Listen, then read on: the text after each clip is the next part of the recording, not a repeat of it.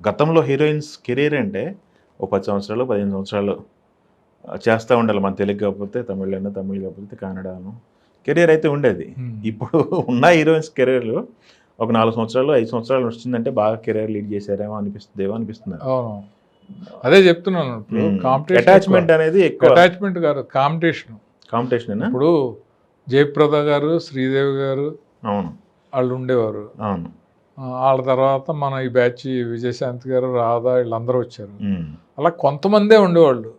ఇప్పుడు అసలు హిందీ నుంచి కానీ, బాంబే నుంచి కానీ, అదర్ లాంగ్వేజెస్ మలయాళం నుంచి కానీ, తెలుగు నుంచి కానీ ఎక్కువ మంది వస్తున్నారు కదా. ఓకే. ఓకే. వస్తూ ఉంటే వాళ్ళల్లో కొంచెం ఎవరైతే కన్నడ నుంచి ఎవరైతే విషయం ఉన్నారో వాళ్ళలో ముగ్గురు నలుగురు సర్వే అవుతారు. వాళ్ళు కొంచెం ఫేడ్ అవుట్ అవుతున్నారు అనేటప్పుడు ఇంకో బ్యాచ్ వస్తుంది. ఇది వరకు అలా ఉండేది కదా. అవును. ఎక్కువ 20 ఏళ్ళ వరకు సస్టైన్ అయింది శ్రీదేవి గారు వాళ్ళని, జయప్రద, జయసుధ. అవును. సో ఆ కెరీర్ ఇప్పుడు వాళ్ళకి రాదు. అవును.